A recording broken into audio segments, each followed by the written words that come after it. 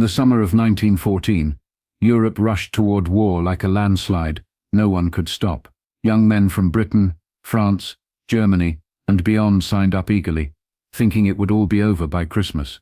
Recruitment posters promised glory. School teachers gave rousing speeches. Newspapers spoke of duty and honor. In Britain, volunteers lined up in droves. In Germany, Kaiser Wilhelm's proclamations stirred national pride. Even French villages held rallies, as boys marched off to join regiments with smiles and songs. Most thought it would be a short, victorious adventure. By autumn, that illusion shattered. The war that began with bold marches and bright uniforms quickly descended into a brutal stalemate. In Belgium and northern France, the Western Front solidified into a line of trenches that stretched from the North Sea to the Swiss border. Between the opposing sides lay no man's land, a barren, frozen hell of mud, wire, shattered trees, and death. The trenches weren't temporary. Soldiers dug deep, reinforced with sandbags and timber, creating miles-long lines where men lived, ate, fought, and died in filth. Rain turned the ground into soup, frostbite blackened toes. Lice thrived in uniforms. Rats fed on corpses left unburied between the lines. By December, the war had claimed hundreds of thousands of lives. The soldiers were tired, cold, and disillusioned. Many hadn't seen battle victories, only pointless assaults and endless misery. Yet even amid the horror, rumors began to circulate. Some German troops in Flanders had begun placing Christmas trees on their parapets. Tannenbäume, lit with candles, caroling drifted across the trenches. British soldiers responded with their own songs. Laughter, cheers, and even shouted greetings echoed through the frozen air. No orders had been given. No generals had approved it. But something was happening. In pockets along the front, soldiers stopped shooting. On Christmas Eve, the weather changed. Snow began to fall, blanketing the mud and wire, in silence. In one sector near Ypres, British troops of the Royal Warwickshire Regiment noticed strange lights glowing on the German side. Through binoculars they saw rows of tiny trees, gifts from home, propped up on the trench edge. Then came the singing. Still Nacht, Heilige Nacht. The melody of Silent Night floated across no man's land. The Germans sang in harmony, their voices surprisingly gentle. The British paused, listened. Then from their trench came a reply. Silent Night, Holy Night. Soldiers who had traded bullets hours earlier were now trading verses of the same hymn. At dawn on Christmas Day, an unarmed German soldier climbed out of the trench.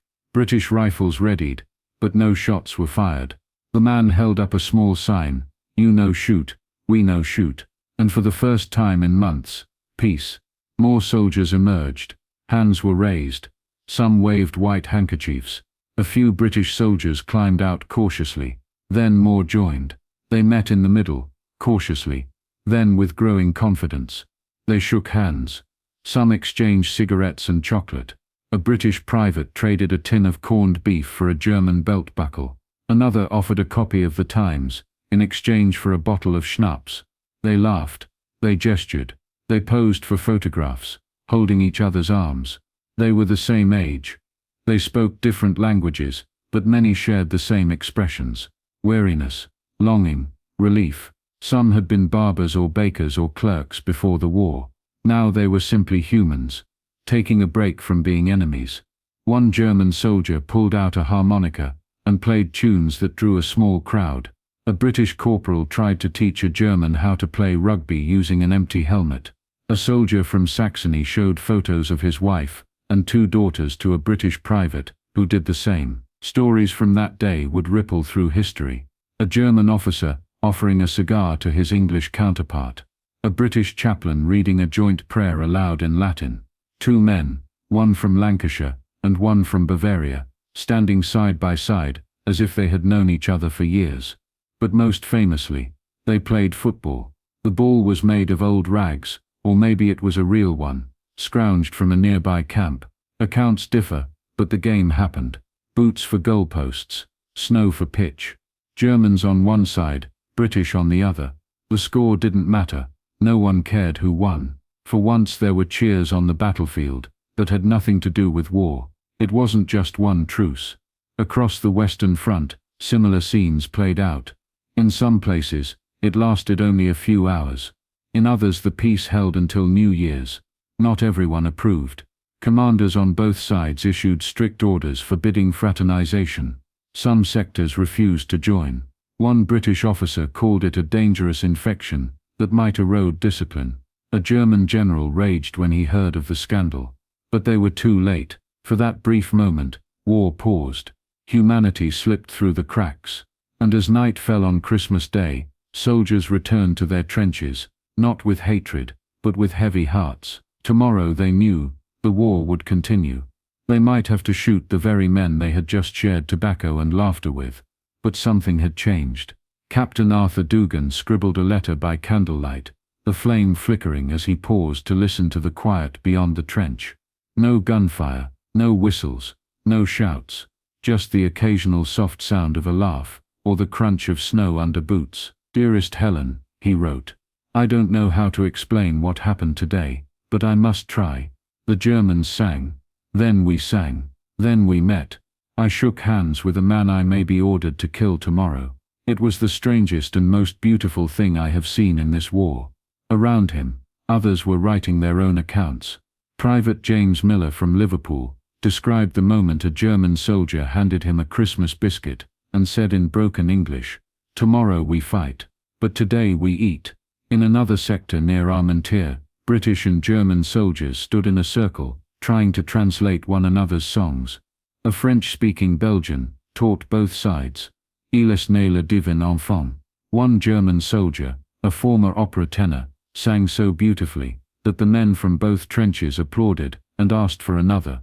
Corporal Franz Schumert carried a small box with him. Inside, a single silver pocket watch, a gift from his wife. He showed it to a Scottish soldier named Ian, who admired it. Ian reached into his coat and handed Franz a tartan scarf, knitted by his sister. The two exchanged gifts without a word, just a nod and a smile.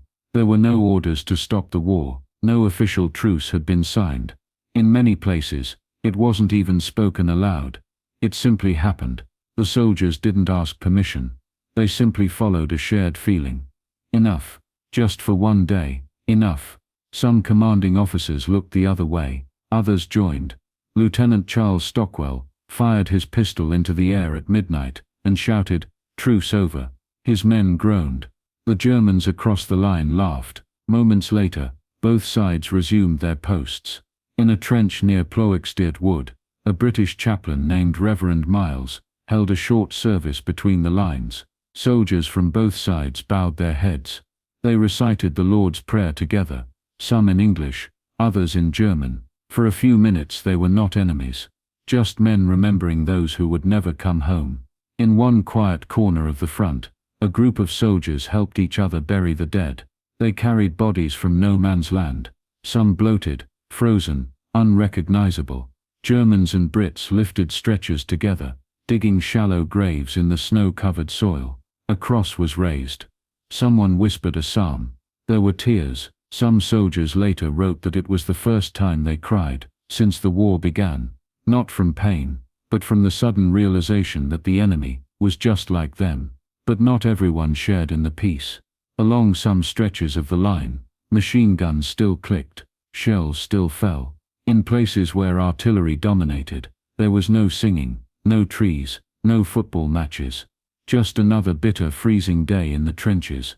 And for many officers, the unofficial ceasefire was a dangerous breach of discipline. A German field commander barked at his men, "You're here to fight, not to sing carols with the enemy." In Britain, military censors tried to downplay the reports. Some letters were confiscated, others were heavily edited before they reached newspapers. But the truth was hard to suppress. Soldiers had taken photographs. Some stood arm in arm with the enemy, smiling beneath snowflakes. The images appeared in local papers weeks later, to the astonishment of civilians. For a moment, the home front saw something different, not heroes charging into battle, but weary young men choosing peace. Among the ranks, the mood after the truce was strange. Laughter had been replaced by silence again. Some men couldn't look through their rifle sights the same way. They had seen the enemy's eyes, had shared jokes, smoked together. Private Heinrich Bauer, wrote in his diary, "I saw the man I gave chocolate to. He peeked from the trench. I did not shoot." In one rare moment, a German and British sniper recognized each other after meeting during the truce. For several days, neither fired. But then orders came down. The war had resumed. Their humanity was once again an obstacle. The war machine didn't like hesitation. And yet even as artillery thundered again, and men retook their posts, something had shifted. The men now understood that the line dividing them was not as deep as the trenches they lived in. By New Year's Day, nearly all sectors had returned to regular combat. Generals on both sides issued fresh warnings. Fraternization would be punished. Any repeat of the Christmas truce would be considered treason. But the letters had already left. In Manchester, London, Berlin and Munich, mothers read about their sons shaking hands with the enemy. Fathers saw photos of smiling soldiers from both sides. And children heard stories about how, for one day, their fathers had laid down their weapons and played in the snow. The truce was never repeated on that scale again. Future Christmases during the war came and went with no pause, no singing. In 1915, attempts at similar gestures were quickly shut down. Snipers were posted. Officers inspected the trenches. Anyone caught trying to initiate peace risked being shot or court-martialed. The war resumed with full fury. Gas tanks and grinding attrition replaced the small moments of mercy. But the memory of that day remained. It became legend, then history, then myth. But it was real, and for those who were there, the most extraordinary part was how natural it felt, how easily the war faded when men were allowed to be human again. Lance Corporal Thomas Morrow, of the 6th Gordon Highlanders, hadn't smiled in weeks. The mud had frozen in his boots, and his best friend had died during a failed night raid. But on Christmas Day, he stood in no man's land, shaking the hand of a young German named Otto. They didn't speak the same language, but gestures were enough. Otto pulled out a small tin of homemade cookies wrapped in cloth. Thomas handed him a tobacco pouch in return. Otto tapped his chest and pointed back to his trench, then offered a half salute and a crooked grin. Thomas returned the salute, then laughed, a deep, honest laugh he hadn't felt since August. That night, Thomas wrote home, "I've never felt more human in this uniform. For one day, I didn't feel like a soldier. I felt like a man again." In a nearby sector, Private Klaus Engel shared a similar moment. A British soldier offered him a small photo of his daughter. Klaus, in return, pulled out a small sketch he'd drawn of his home near Dresden. They sat side by side on an overturned crate, smoking and pointing to objects in the distance, using broken words and pantomime. They smiled. They laughed. Neither one asked the other why they were fighting. One British lieutenant offered to collect the names and hometowns of the Germans he'd met. A German non-commissioned officer did the same. For years after the war, families in Germany and Britain would discover these names written in old journals. Men who had once pointed rifles at each other, now remembered like distant friends. In the middle of the front, somewhere between Langmark and Wichita, a group of Germans and Brits formed a large circle. They passed around a football, a real one, not a rag-stuffed helmet. It wasn't much of a match. The ground was uneven, and the boots were too heavy. But they played, they cheered. The ball rolled through barbed wire and puddles, and no one cared. One German, nicknamed Ludwig the Giant, was easily over 6 feet tall, and played goalkeeper. He blocked every shot with a grin, until a British corporal finally managed to slip one past him. Ludwig exaggerated a dramatic collapse into the snow, drawing roars of laughter. Nearby, another group set up a makeshift grill. Someone had managed to smuggle in sausages. Another found a half-frozen bottle of schnapps. They toasted, though none of them could agree on what to say. Someone shouted, "To peace." Someone else replied, "To life." They raised their cups, and for a moment, time stood still. Elsewhere, soldiers helped one another with letters. Those who spoke both English and German translated brief messages to be sent home. One German soldier named Friedrich asked a British soldier to help write to his wife in London. She had grown up there before the war. They crafted a letter together, in both languages. "Tell her I am alive. Tell her I miss her. Tell her, I hope this madness ends soon." Friedrich never learned if the letter reached her. The more time passed, the more the men realized how fragile the moment was. They talked quietly about the war, not the politics, not the grand strategy, but the experience, the fear, the noise, the randomness of it all. One young British soldier confessed that he had nightmares of being buried alive during shellfire. A German across from him nodded, and said he'd seen that happen to his cousin the month before. Another talked about how his best friend had bled out while calling for his mother. In those moments, the war's propaganda melted away. No one mentioned patriotism or honor. Only loss, only exhaustion, only confusion. Why were they killing each other? The answers, the causes, the treaties, the alliances, seemed so far away now, buried beneath snow and mud. Some of the younger soldiers worried about what would happen next. Would they be punished for speaking to the enemy? Would they be seen as weak, as cowards? But others didn't care. Not anymore. They knew what they had shared was real.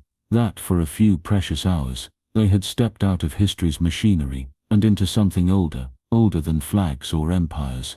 Human decency. Not everyone wanted to remember. Some officers refused to write about it. Others forbade their men from discussing it at all. One French general was said to have written, "This disgrace will be forgotten." Another German colonel called it a momentary lapse in otherwise good discipline. But the soldiers remembered. Even those who said little carried the memories like invisible medals, not of honor, but of grace.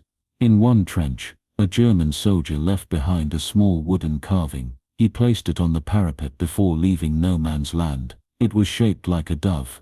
A British soldier took it, and later passed it down to his grandson. On the back, carved in tiny letters, were the words, "Heute keine Feinde." Today no enemies.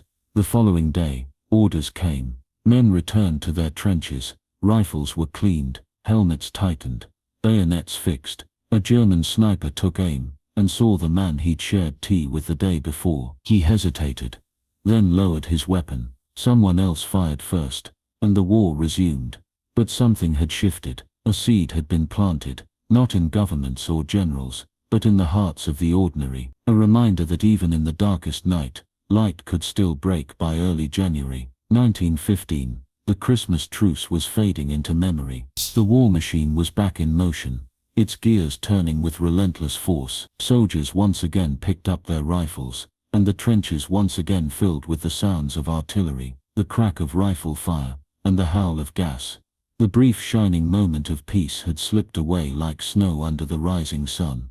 But even as the war surged forward, the memory of that Christmas lingered in ways that no officer's orders or military regulations could erase. For the men who had stood in no man's land, shaking hands and exchanging cigarettes, the truce was something that would live with them forever. They carried it not as a relic of some forgotten time, but as a vivid reminder of the humanity they shared with the men on the other side. Private George Jenkins, a British infantryman, would later write in a letter to his wife, "I don't know if I'll make it out of this war alive, but I'll never forget the day we shared the same ground as the enemy, the day we both laid down our rifles and just lived." For many of these soldiers, the horrors they faced day after day made the Christmas truce stand out all the more sharply. They had been surrounded by death, fear, and violence, but in those few hours, they had been something else. For once they had been part of something good, something pure. But as the months wore on, the brutal realities of war returned. Soldiers were again faced with the harshness of life in the trenches, the constant bombardment, the cold, the mud, the constant worry of when the next attack would come. The truce had been a fleeting moment of light in an otherwise dark and terrible conflict. Despite the best efforts of their commanders to suppress the story, the soldiers who had participated in the truce continued to talk about it. They wrote about it in letters home, whispered about it in the quiet of the night, and passed down stories to the new recruits. Some even kept photographs, tucked away in their coats, of the men they had shared a brief moment of peace with. In some cases, the memory of the truce spread to the home front. Families of soldiers began to hear stories of the strange day when enemies had become friends, even for just a short time. In Britain, local newspapers printed accounts of the truce, including photographs of soldiers standing side by side, arms around each other, smiling in the snow. But for the most part, these stories were pushed aside. The war was growing more brutal by the day, and the world was turning its attention to the growing battles, the changing tactics, and the technological advances that were reshaping the way war was fought. The Christmas Truce, for all its wonder, was soon buried beneath the weight of continued carnage. In the years following the war, the truce became a distant memory, a fading piece of history that no one wanted to fully confront. It didn't fit with the narrative of the Great War, a war of grand ideals, of nations and empires locked in deadly conflict. The idea that soldiers could set aside their differences, if only for a day, was uncomfortable for those who wanted to maintain the myth of the war as a battle for glory, honor, and sacrifice. But for those who had lived through it, the truce never truly faded. In their hearts, it remained a beacon, proof that even in the darkest of times, humanity could shine through. As the years passed, some soldiers carried that memory into their civilian lives. Some struggled with the aftermath of the war, haunted by the things they had seen and done. But others, when they looked back, would remember that day in 1914, the day when the guns fell silent, and the world, for a brief moment, was still. For decades, the Christmas Truce of 1914 became the stuff of legend.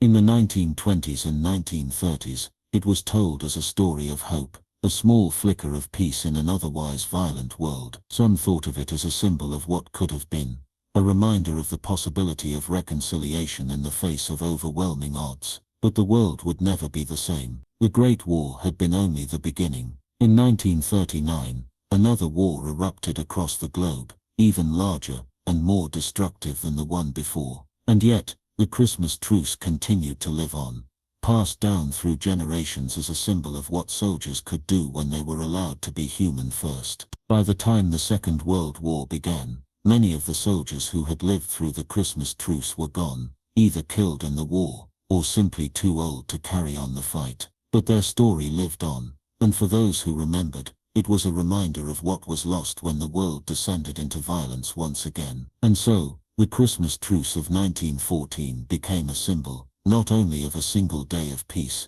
but of the possibility of peace itself. It stood as a quiet reminder that, no matter how deep the divisions between nations or soldiers, there was always a glimmer of hope, a moment when enemies could set aside their arms and simply be human. By early 1915, the Christmas Truce was already fading from the memory of the war's upper echelons. The commanders, generals and politicians, concerned with military strategy and advancing the war effort, considered it a nuisance. They saw it as a breach of military discipline, a dangerous example of fraternization between enemies. For them, the truce was nothing more than a fleeting anomaly, a momentary pause in the madness that could not be allowed to spread. But for the soldiers, that one day in December remained as vivid as ever. The warmth of a shared moment of humanity, the quiet gestures of peace, and the exchange of songs and gifts, were a stark contrast to the brutality they faced in the trenches. Even as the war resumed with renewed violence, those who had been part of the truce couldn't forget it. They had crossed the boundary of enmity, and had seen the faces of the men they were supposed to fight, men who were, in the end, not so different from themselves. Private James McAllister, a soldier in the Royal Irish Rifles, recalled years later, "I'll never forget that moment. For the first time, I realized that the man I was about to kill might have been someone I could have shared a drink with, in a different life." The men who participated in the truce carried its memory with them in different ways. Some, like McAllister, became more disillusioned with the war. Others, still locked in the horrors of trench warfare, found comfort in knowing that, for one day, they had shared a bond with their enemies. They could hold on to that memory, something pure, something untainted by the cruelty of war. It was a silent rebellion, a quiet act of resistance against the relentless machinery of violence. But for the High Command, the truce was a dangerous precedent. They feared it would weaken the morale of their soldiers, and lead to further ceasefires. Both British and German military authorities issued strict orders forbidding such fraternization again, warning that any soldier caught engaging in peace talks or similar acts would be punished severely. Officers on both sides were held accountable for any signs of leniency, and military police were dispatched to ensure discipline was maintained. Yet, despite the orders, stories of the truce continued to circulate, passed down through letters, personal diaries, and whispered accounts. Some soldiers, driven by the memory of that brief peace, tried to recreate the truce in small ways. They shared food, cigarettes, and even messages of goodwill across no man's land, albeit in secret, knowing that they were risking their lives by doing so. In 1915, attempts to rekindle the spirit of the truce were made in isolated sectors of the front. In places like Ypres and Verdun, soldiers quietly celebrated Christmas again, but this time, without the open fraternization. It was a muted acknowledgement of the humanity that had briefly been shared between the lines, but it was overshadowed by the relentless horrors of the war. The general's fears had proven valid, attempts at peace were swiftly quashed, and any show of unity between soldiers was met with punishment. And yet, as the war raged on, something remarkable happened. The Christmas Truce of 1914, while officially condemned, found its way into the hearts of soldiers and civilians alike. The truce had become a symbol of what could be, a brief moment where men laid down their weapons in favor of something far more meaningful: compassion, solidarity, and understanding. It wasn't until after the war that the full impact of the truce could be felt. In the aftermath of the Great War, soldiers returned home, many suffering from the emotional and psychological wounds of combat. They came back to a world that had been irrevocably changed. The trenches, the battles, the lost comrades, all these things became haunting memories. But the Christmas Truce was not just a momentary peace. It was a testimony to the possibility of human kindness even in the darkest circumstances. For many veterans, it became something they would talk about with their families for years to come. It was a story passed from father to son, from mother to daughter. It was something that could never be taken away, no matter how much the world tried to move on. Years later, men like Captain Arthur Dugan, who had once shaken hands with the enemy, would reflect on that day with a sense of quiet pride. They had been part of something that defied the rules, something that transcended the brutality of war. And despite the suffering, the death, and the pain, they knew they had shared something that was worth remembering. In 1928, a former soldier named Hans Gruber, who had been a part of the truce, wrote a letter to a British veteran he had met that day. The letter, sent to a veterans organization in London, read, "I have never been able to forget the Christmas of 1940. The moment we shared, the laughter we shared. I know that you will remember. I hope that, one day, we may meet again, not as soldiers, but as men who once knew what it was like to be brothers in arms." The letter was forwarded to Private Thomas Jenkins' family. The two men had never met again after the war, but their connection, made through shared humanity on that day, had survived, and even decades later, it still echoed in the hearts of the soldiers who had once fought side by side. As the years passed, the Christmas Truce of 1914 gradually transformed from a forgotten footnote in the pages of history into a powerful symbol of peace and humanity. Though the world had plunged into another devastating conflict less than a generation later, the story of those brief moments in the trenches in 1914 remained an enduring reminder of what was possible. But even in the heart of war, the human spirit could still triumph over hatred. After the war, as soldiers returned home, they carried with them the memory of the truce, a quiet rebellion against the brutal realities of war. They became the keepers of a story that would outlive the horrors they had witnessed. It was a story passed down to their children, their grandchildren, and eventually to the world. In the aftermath of World War I, the idea of reconciliation was slowly gaining ground. Despite the bitterness and national pride that clung to many nations, there were those who believed in the possibility of lasting peace. The League of Nations, created in 1920, was one such attempt to prevent another global conflict. While it ultimately failed to prevent the outbreak of World War II, it did lay the groundwork for the eventual establishment of the United Nations. The Christmas Truce, in a way, mirrored the ideals of these institutions. It was a simple but profound gesture of understanding and compassion, where soldiers from opposing sides laid down their arms and celebrated a shared humanity. It was proof that even the most entrenched hatred could be set aside for a brief moment of peace. In the 1960s and 1970s, as global tensions and conflicts continued to rage, the story of the Christmas Truce was revived in various forms of media. It was featured in books, documentaries, and even popular films. The message remained clear: if soldiers in the trenches of the First World War could come together for a single day of peace, surely humanity could strive for more meaningful moments of reconciliation in the future. As the world faced new wars and global struggles, the Christmas Truce was often invoked as a reminder of the possibility of peace. During the Cold War, for instance, both sides of the Iron Curtain were faced with the reality that they could destroy one another in a matter of hours. Yet, amid the tensions of the 1960s, some political leaders referred to the truce as a symbol of hope, a metaphor for the potential of dialogue and cooperation between enemies. One of the most poignant moments came during the 1980s, when a British soldier who had participated in the Christmas Truce, along with a former German soldier, met at a peace conference in Geneva. They recalled that fateful Christmas day with tear-filled eyes, as they embraced each other and spoke of how they had both come to see war as a pointless tragedy. The powerful image of these men, once enemies, shaking hands in the name of peace became iconic, symbolizing the enduring power of that one day in 1914. And so the Christmas Truce continued to echo through time. In the 21st century, as new generations look back on the Great War, the truce was not just a moment frozen in history, it became a living, breathing symbol of the potential for peace. Various peace organizations around the world, inspired by the story, have used it as a rallying cry for their efforts, from promoting international dialogue to encouraging disarmament. One of the most notable tributes to the truce came in 2014, when the centenary of the Christmas Truce was commemorated. Across the globe, people paused to reflect on the event and its significance. In towns and cities in both Germany and Britain, as well as other nations involved in the war, there were memorials and public readings of the story. Children in schools were taught about the truce, not just as a historical event, but as a call for action, a plea for future generations to never forget the lessons of war and to always strive for peace. At the famous site of the Christmas Truce, in the fields of Flanders, a group of schoolchildren from both sides of the border planted flowers in a ceremony marking the 100th anniversary. The children, from the very countries that had once been locked in battle, came together to honor the men who had found a moment of peace in the most unlikely of places. The story also took on new dimensions in the digital age.